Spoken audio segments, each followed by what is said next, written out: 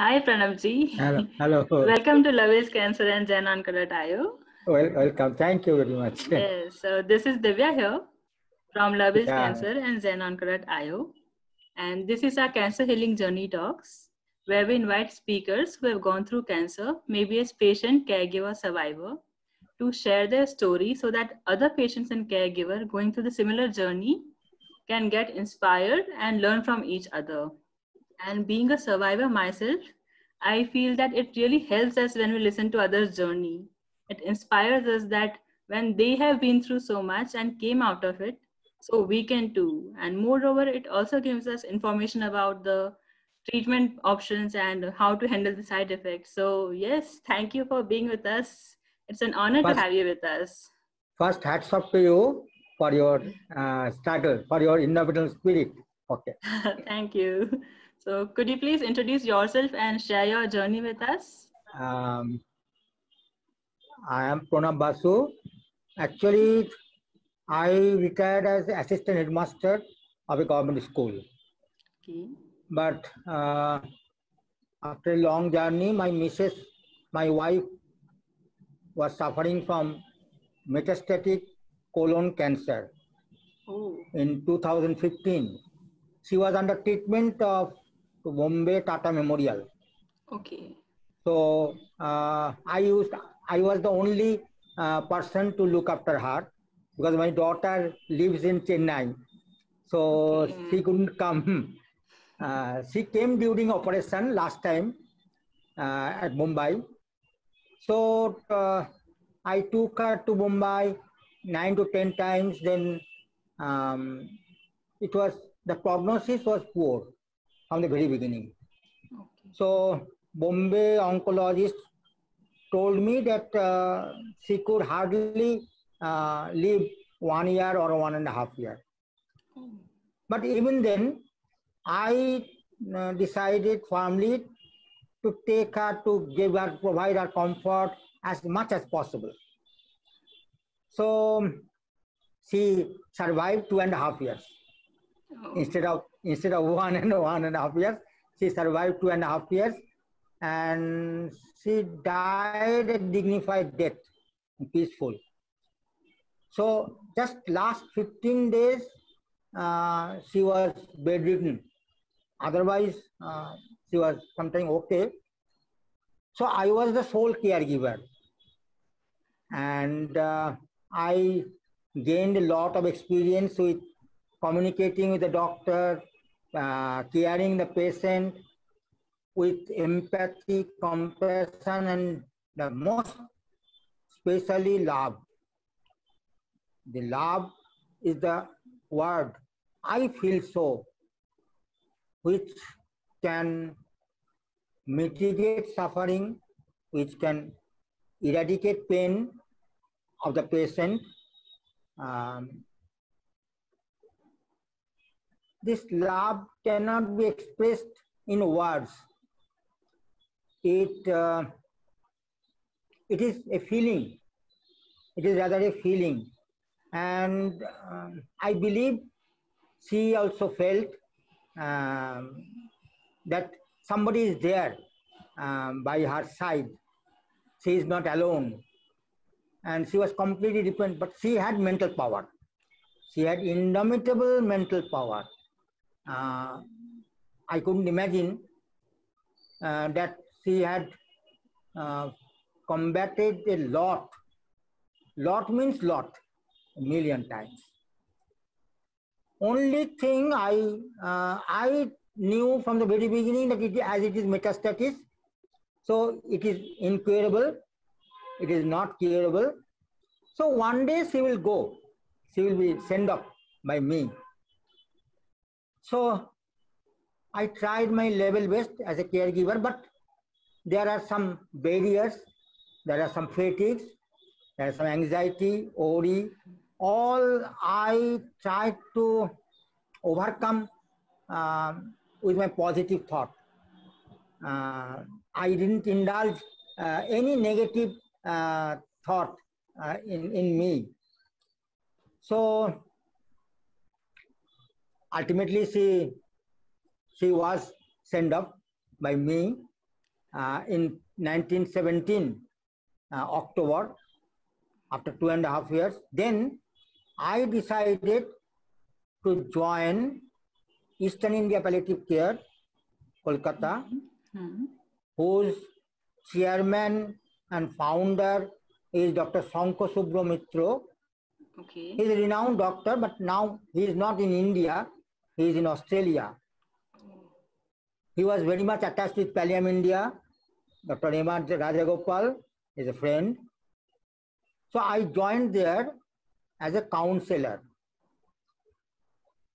The terminal cancer patients are referred from the government hospitals, and the patients are of poor pecuniary conditions. They are not well to do. So terminal cancer patients, they come and I have to counsel them. I have to communicate in a better way so far I can. And they, while going, they smiled. They're smiling, the smiling face, I am satisfied. Having the smiling face of them. Sometimes it is very tough. I think so, because palliative care in India, especially in West Bengal, starts at the end. So if it starts from the very beginning of the diagnosis, the patient will get more comfort, having less suffering, less pain. I believe so. Yes. So I am attached with this Eastern India Palliative Care. We arrange home care visit also. The patients who are almost bedridden, they cannot come to our clinic in Barakpur. So we visit with doctor or sometimes without doctor to boost their mental power, to assess their pain, and we provide morphine as a pain management. Okay. So the assessment of pain, the pain score, we have to assess. We have to calculate the pain score. And not only physical pain, there are social, mental, and spiritual pain also. Right. So as a whole, palliative care is an approach, and it treats the person, not the disease. This is a very good, it treats the person, not the disease. So I am now recently I was attached with the Palliam India. I completed a fundamental course of palliative care, psychosocial clinicians for 7 months, and I obtained the certificate also. And rather, I am fortunate to have been associated with Palliam India, and most of Rajagopal, Siti Rana, Rajasmi, Chandrika Rajagopal, all I am fortunate. Actually, all like me. Actually, so still there is a connection, and so I actually there is a long way to go. You know, there is a long way to go. We can't do everything. We can't. Right. There are some constraints. There are some limitations. But the satisfaction is whatever I can, how much I can, if I devote myself, this is the final satisfaction. And now this is going on, and I am still studying a vast curriculum of palliative care. There is a world, vast world. Palliative care is a vast world, and which is still neglected in India. Yes. Only 2% of the patients access to palliative care. And this is I am sorry to say this one. This awareness is still lacking. Yes, right. And you know better, you are dealing with this.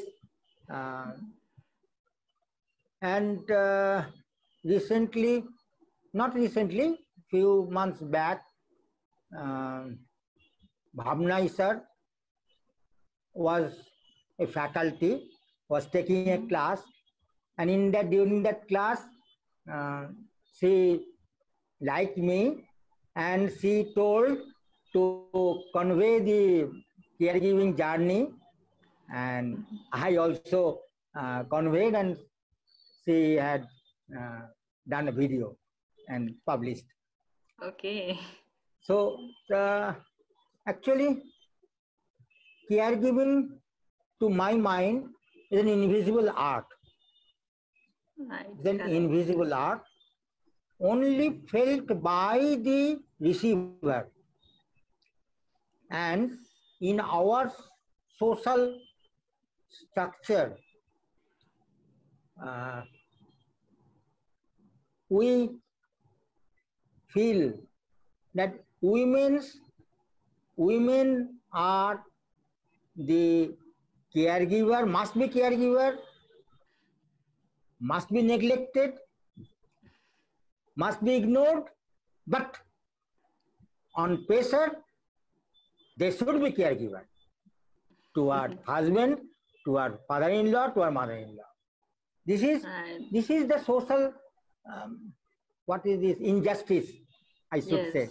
Yes. This is injustice going on, and at present, women are more empowered, but still there is a feeling, most of the aged persons, that women are born to look after everything. Anyhow, so during this caregiving, compassionate fatigue must be there, anxiety, worry, deterioration of health of the caregiver, and to my mind, caregiver must look after oneself. Right. Otherwise caring will not be perfect. If I become sick, so who will look after my wife? True. So I try to be in steady, but even then, sometimes it comes, some hour, some moment it comes when caring myself is ignored. It happens. It happens actually. So now I am engaged in this writing and studying and all these things. Okay. So I am lucky that you have found me from Facebook. I couldn't imagine that. Yes, I read your journey. It's really very inspiring. And first of all, hats off to you and your courage, the work you are doing. Really hats off to you. No, actually, what you know, this work, this study, this engagement makes me feel that I am not alone. The loneliness is evaded, and otherwise, at this age, now I am 73 plus.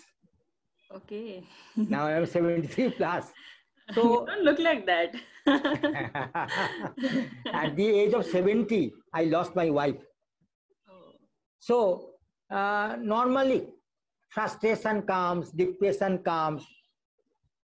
So this engagement, this involvement makes me feel that okay, I am okay. Okay. So, when you were a caregiver to your wife, how did you manage your mental health? Like there are many things that goes in your mind, many things you need to manage. So, how you managed everything? Actually, I managed everything in the way that whenever critical time comes, I became worried, no doubt. But there is a doctor in Kolkata, Swarnabindu Banerjee, who was in Bombay, Tata Memorial, once upon a time. Now he is in medical college. He supported me over telephone. Whenever I am in distress, I telephoned him, day and night also. And he had so much medical ethics that he replied and he advised, and according to his advice, I succeeded. I didn't indulge in negativity. Okay. By this one, I managed. And one thing I must tell you, that when the end of her life is knocking at the door, I knew that she will be hardly 10 to 15 days, not more than that. I could feel that one. Anyhow, I could feel that one means communicating with the doctor, the prognosis, because I studied the disease. I studied the disease and how it progresses. Do you know that first operation was in Calcutta? Okay. Then chemotherapy started in Mumbai. Then again it relapses, the tumor progresses. Then there was a board meeting at Tata Memorial, TMS. In that board meeting, they decided the last option is there, no guarantee, but last option is there, that a major operation which will take 16 hours. So the board doctors called us, myself and my missus, and told that what is your decision? This is the last option. My wife told, yes, I will go. I will have the operation. And I also. But it took 10 hours, not 16 hours. But that time, the doctors, I felt that it may prolong her life just 1 year more. But unfortunately, it prolonged up to 4 months only. Not 4 months, 5 months only. Right, 5 months only. Anyhow, that doesn't matter, but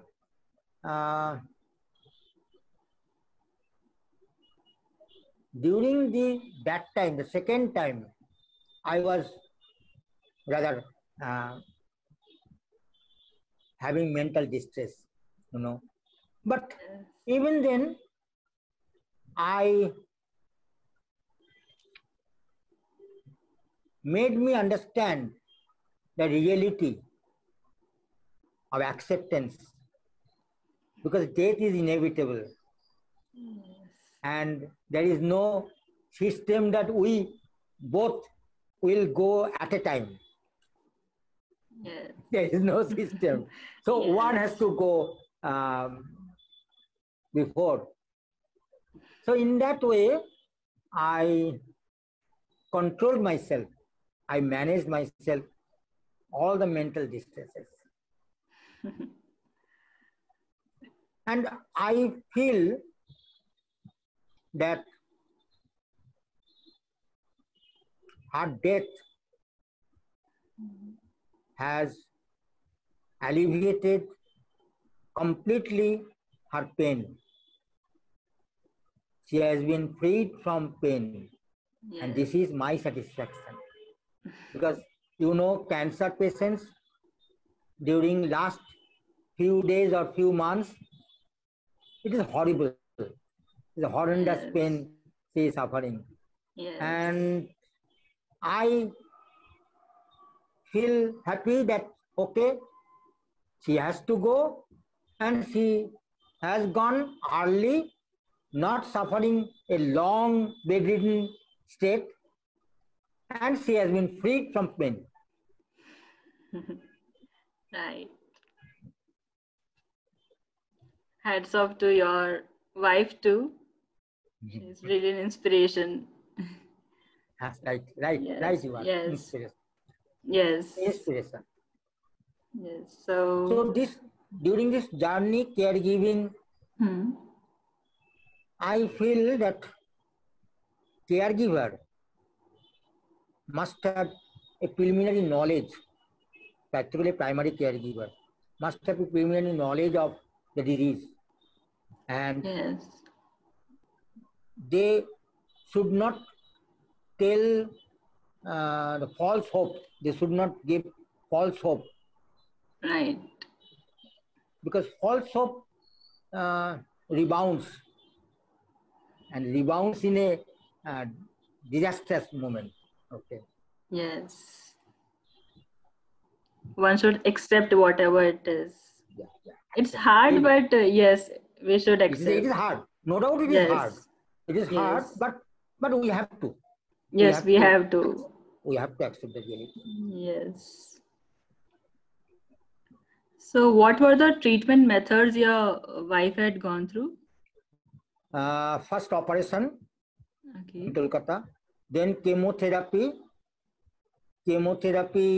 8 cycles. First 4 cycles, then 4 cycles. 8 chemotherapy, then again oral chemo, that is also 8 cycles. Then again 4 chemo cycles, that is not intravenous to the hospital, but in a FOLFIRI. Last chemo cycle was FOLFIRI. So it continues 48 hours with a bottle.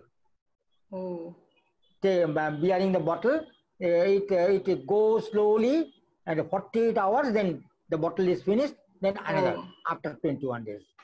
So this is the peculiar chemotherapy. I think it is palliative therapy. I think so. I am not sure. I can So second time operation, the 2 operation and this chemotherapy, oral, IV, and all these things. And supportive medicines also. Supportive medicines means to keep up the healthy status, at least taking vitamin, taking iron tablet, taking other nutritious food, all these things. Okay. Yes. Actually, problem was there. She was diabetic. Oh. She was diabetic. She was hypertension patient. Oh. She was thyroid patient. Oh. You don't take it otherwise. When this happens, this cancer came, I told my missus, wife, that now you are VVIP. Because you are having diabetes, you are having hypertension, you are having thyroid. And this adds. So you have become a VIP, very, very important person. So she smiled actually. Yes. The way you took it, it's really amazing. Like, yes, really amazing. Actually, I feel that In this way, patient and the caregiver or the close relative should be in close touch, Yes. in a soothing atmosphere, not in a Right. very much distressing atmosphere. Yes. Now tell me, what about you? Yes. So I was diagnosed with blood cancer in Uh, 2017. hmm.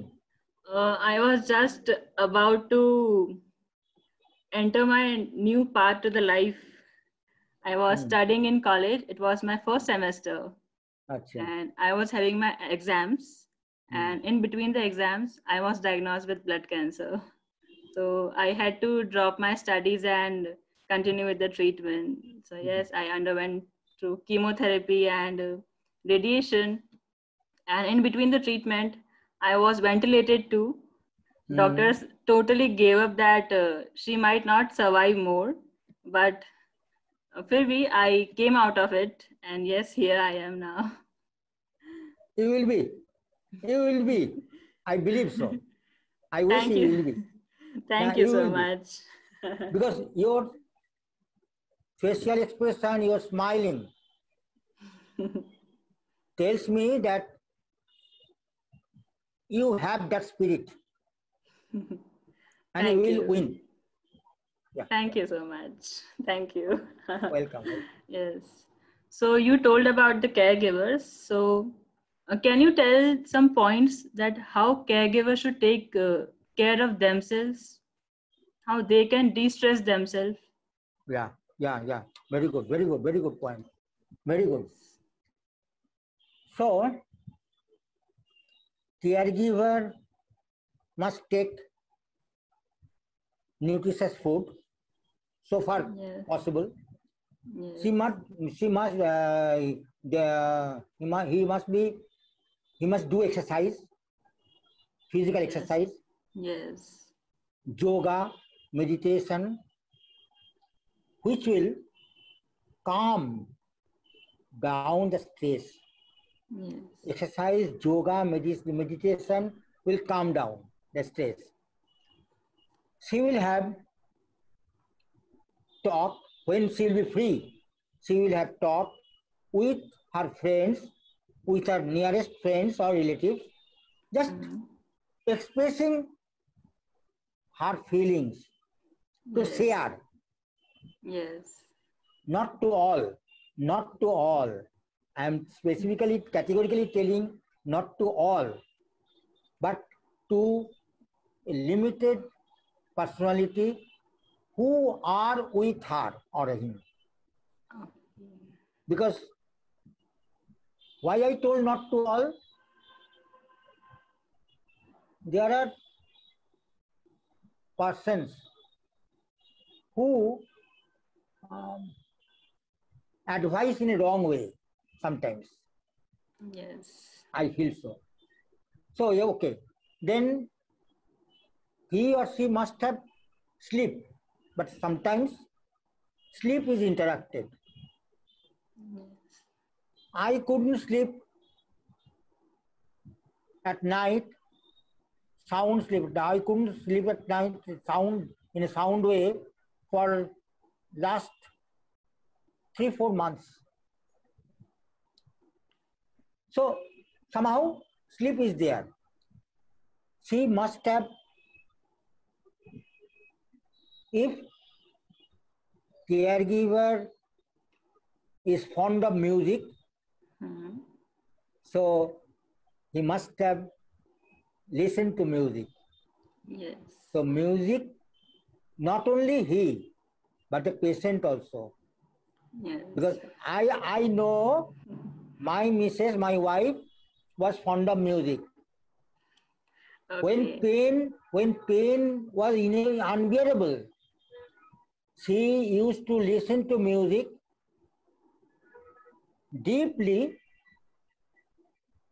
Pain is relieved. Oh. This is my observation. Okay. And this music therapy for the patients, for the cancer patients especially, is very, very relevant. Yes, right. And recently I had known Tara Rajendran, Dr. Tara Rajendran. Yes. She is, she is a brilliant girl, brilliant doctor and musician also. I had met her in Guwahati conference because Okay. I went to Guwahati conference this year February, Oh. International Conference on Palliative Care. Oh. Yeah, I went there. Okay. So I had a poster presentation also. I Okay. had a poster presentation also Wow. regarding the pain management and morphine use and Oh. abuse of morphine. So there I met a few personalities. Out of that, Tara was there. Hmm. Oh. So the music therapy, that is. So music and even in this way, the caregiver has to divert his or her mental stress to some other thing. Yes. But while caring, she must devote to caring. And communication with the doctor is a very primary thing, the prime thing. How to communicate, how to Yes. convey the health status of my patient. This reporting is a very, very primary thing, prime thing. I know many cannot report in a total way. So if I could report in a good manner, doctor's advice will be effective. Otherwise, Yes. True. so Yes. communication with the doctor is the prime uh, thing, and the caregiver also will be satisfied. Yes, I have Yes. done, I have conveyed this, doctor has advised, my patient is okay, better. Yes. So these are the things caregiver must uh, follow. Yes. So could you some share some points that when they do all these things, they should not feel guilty that why they are like leaving their patient for some moments and giving time to themselves, because there are many caregivers who feels guilty while doing taking care of themselves. So can you please share some Yes, points yes, on yes, that? yes, yes, yes, yes, yes. Very good point. Guilt will come if during my relaxation time, if the patient condition deteriorates, so guilt will come. Yes. But I think this off time should be selected, should be taken while the patient is in sleep or in rest. Okay. One day I could recollect because you have made me recollected. uh, One day I went down uh, for some work, and my missus, my wife, was to go to bathroom. Okay. So my sister-in-law was there at that time, Okay. but my missus became very much angry because I was not there. So I rushed to her before Oh. going. I took her, then she settled down, but guilt haunted me. Why I have gone to downstairs? I should not have gone. This initial guilt was there, but anyhow, it will guilt will be managed. Too much feeling guilty is bad. Yes. If you feel, if the caregiver feels too much guilt, it is bad. It is not good. Right. Yes. So you counsel patients and caregivers in palliative care, right? Yeah. So could you please share some experiences? I'm telling you, one patient, we went to the home care visit. She was bedridden. Okay. She is now no more. But even then, I and my colleagues, 2 colleagues were there. She was almost bedridden. She kept quite calm. Her husband told that she is in a vegetative state. I told, let me see. So I talked to her in a very cold manner. I wanted to talking from her. That is active listening. I wanted to active listening actually. Yes. So she woke up. She sat. Then I told her not about the disease. I never told her about the disease, about the prognosis of the disease. I asked her, Acha, are you fond of song in school life or college life? Did you sing? She just, yeah, I sang. But now I cannot. Why not? You can. So I told her son to switch on the tape, and I told her that listening, you will also sing. She sang. Can't imagine she sang. 2-3 Oh. lines she sang. Yeah. Wow. Wow. And she was very much happy. Then I told her, will you move? Walk? No, I cannot, I can't. Who told you you can't? Let me see. So I just uh, took her waist, caught hold her hand, let us walk. You will not fall. I am there. She came with me, just one room to another room. Then she told that I am respiratory trouble is there. So I went back.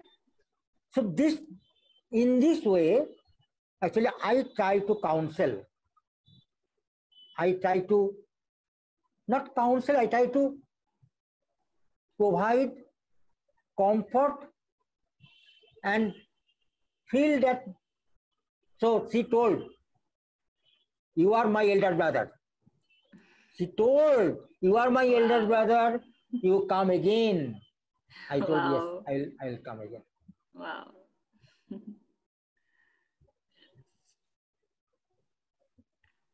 Truly inspiring. This is one example. There are so many. Yes. So what were the symptoms your wife had? How it got diagnosed? Yeah. She suddenly got excessive pain in the stomach. Oh. We were, first she had UTI, urinary tract infection. Okay. So I took her to Kolkata doctor. Doctor told this is nothing, it will be subside. So there is a medicine course completed. But during this course, she had blood secretion with urine. Oh. So I telephoned him. He told, let it 2 months, then he will come. There was no pain, but while we were touring, nearby in West Bengal. One day, she had excessive stomach pain on the way. That is the first symptom. It appeared, and then the pain increases at home. So we took her to doctor. Doctor immediately told that CT scan. You do CT scan. So CT scan, it appeared that tumors are very much aggressive. It is like when after operation, I saw it is like octopus. Octopus, you know. Yes, yes. Octopus, you know, just like octopus. Oh. And it originates at colon, but it penetrates into the urinary bladder, intestine, and all through the stomach. So this was the symptom. First, it appeared.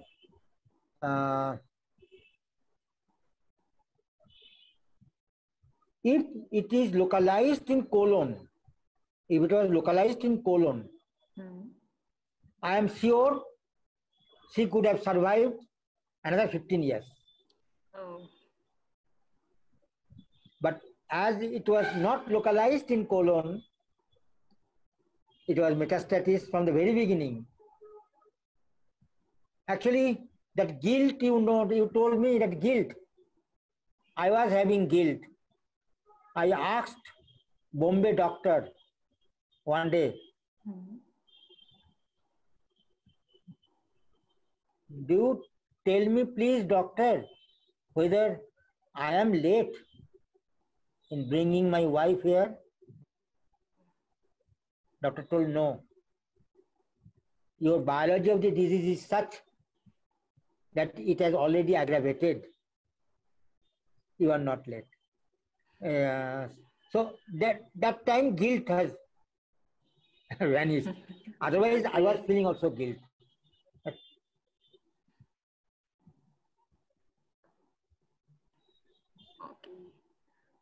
So, were there any lifestyle changes or any diet plans you changed, you took? But during my Mrs. treatment? Yes, during the treatment or after the treatment? Yeah, after the treatment. Both. After the treatment. During the treatment and after treatment too. Lifestyle has changed. Food pattern, all the things have changed. Okay. Now I am alone. I am alone staying. I cook myself. Oh. In a simple way, I cook myself and yes. So could you please tell us about that when patients are on this journey, people don't know what to say to them, what to tell them to motivate them. They actually try to motivate them by telling like be positive and all, but this is a very sensitive journey. So we need to take care of our words. So what are things we should say to patients or caregiver, and what are the things we should not use? We should not use any word or sentence that will touch her or him regarding the disease. For example, if I visit any patient, I will not tell how are you. I will not ask how are you. Yes. I believe so.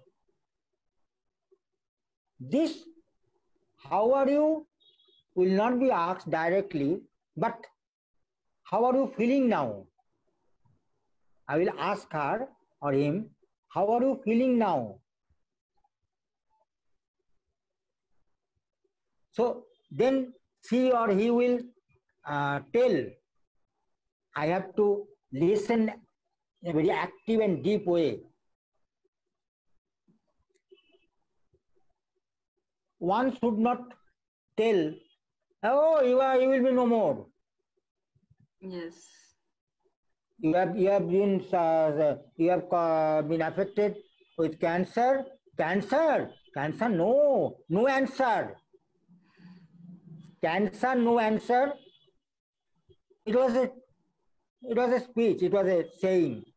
But now, cancer is answer. Yes.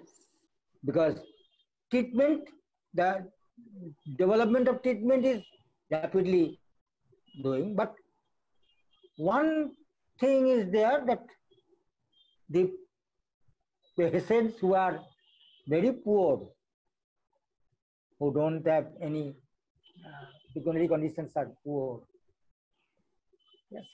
they suffer a lot, actually. Yes.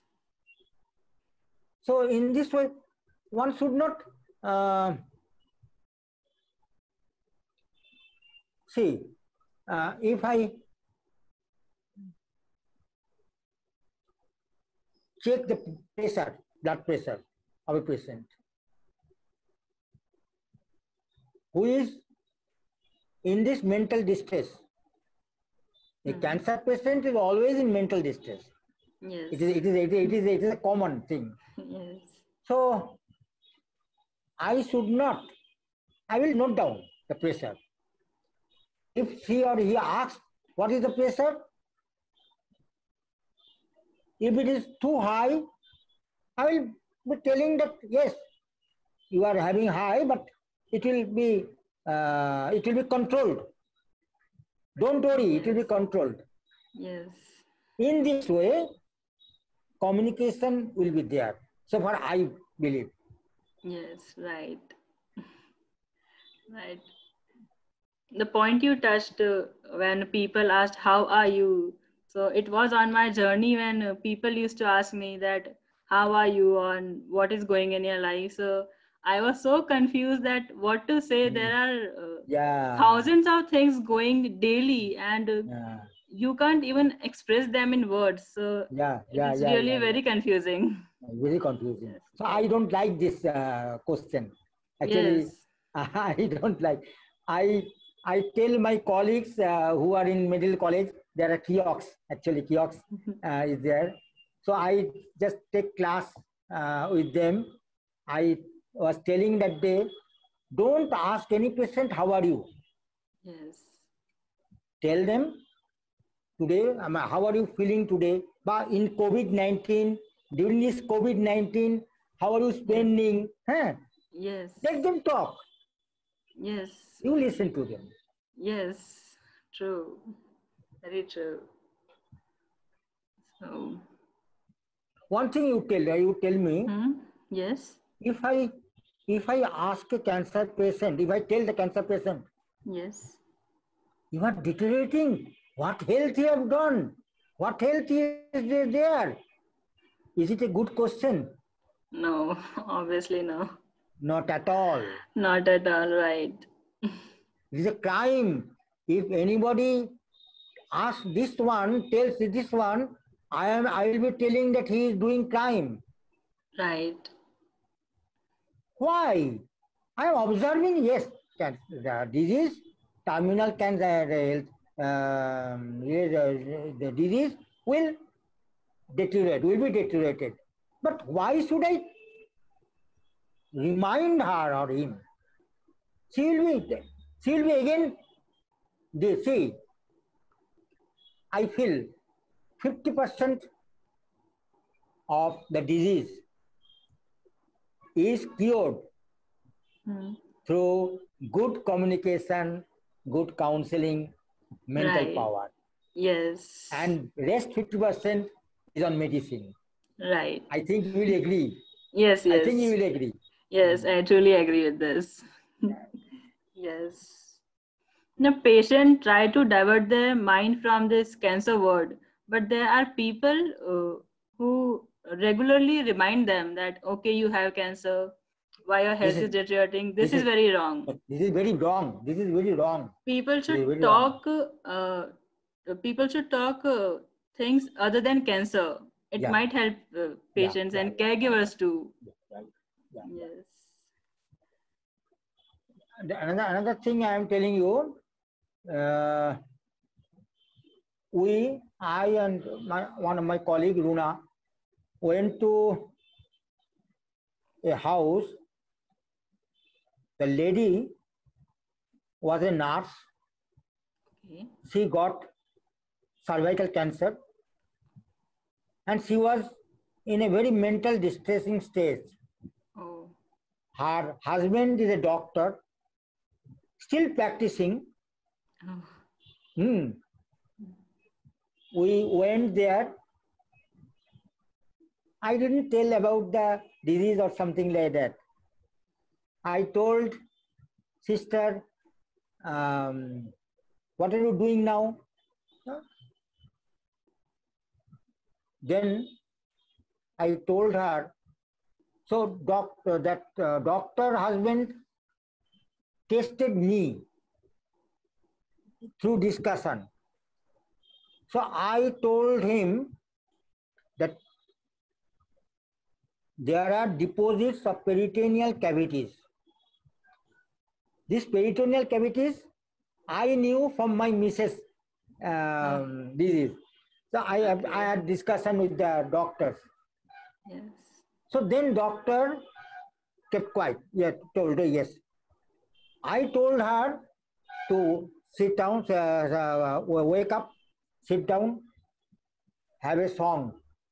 Oh. Not song. I just asked her in college life, how you were in college life, student as a student. So in that way, she was motivated, and you can't imagine, she sang a song, beautiful song, Rabindra Sangeet. Okay. And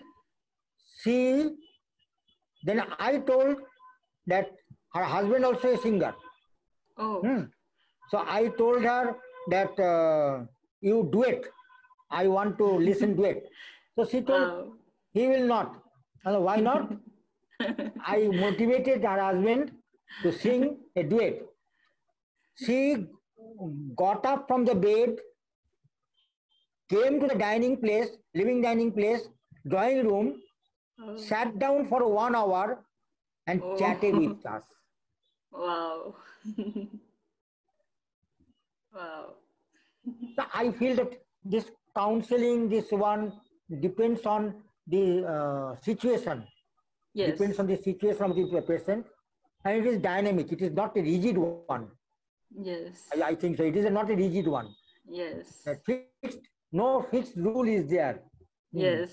It depends on patient to patient and caregiver to caregivers. Yes.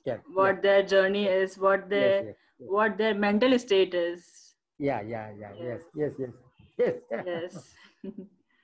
So what do you do now? How is your life going now, your personal and professional life?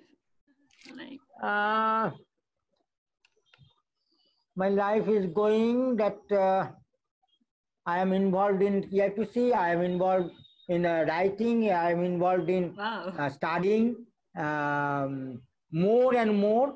Okay. And I want to go deeper into the palliative care psychology. Yes. So I attend webinars. I attend many webinars from Pallium India, Caregiver Sati, ISW, IAPC, international also. So I put question there also. So in this way, time is. And sometimes when I feel alone, sometimes, then I try to recollect the sweet memories of our life. Great, great. So the sweet memories, the joyful moments, and I listen to music. Wow. I read storybooks, and in this way, I just spend the time. Uh, No so, problem. could you please share some joyful moments of your life with us?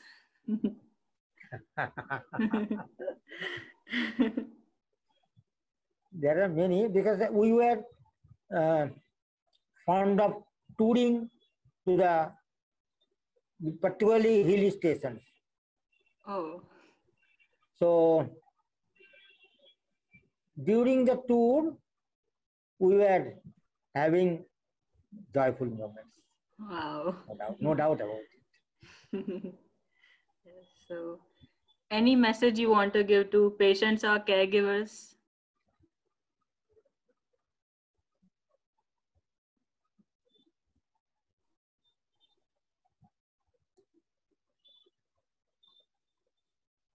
Don't indulge in negativity. Be positive outlook. Accept the reality. Fight to the last. Yes, wow. For comfort, with empathy, compassion, and love is the word which is really priceless, which is inner meaning is there. Yes. Love. And love, I feel, Dibba, I feel that love is eternal, Yes. isn't it? Yes. Eternal love.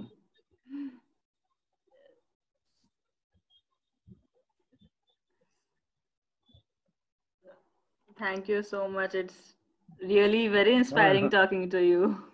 Very, and there's I so am much to also, learn from you. I am also very much overwhelmed with your meeting. My God. Okay. I Yes. think we will be in association, isn't Yeah. it? Yes, yes, In true. future? Yes, In near yes, future? absolutely, yes. Okay. Thank you so much. Thank you for your time, and Oh, no. again, You're heads welcome. out to you. Yes. Namaskar. Thank you. Happy to have you with us. Thank you. Have a great day.